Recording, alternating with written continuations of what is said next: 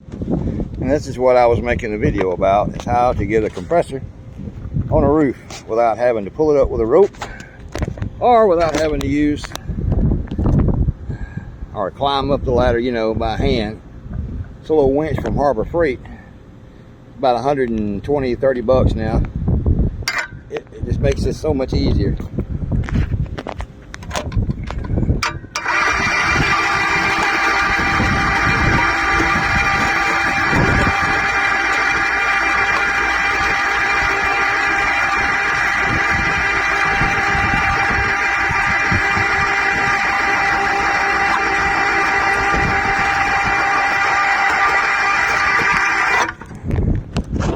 And then, of course, just swing it over.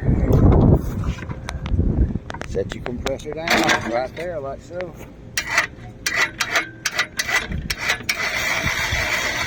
There you go. Easy as it is.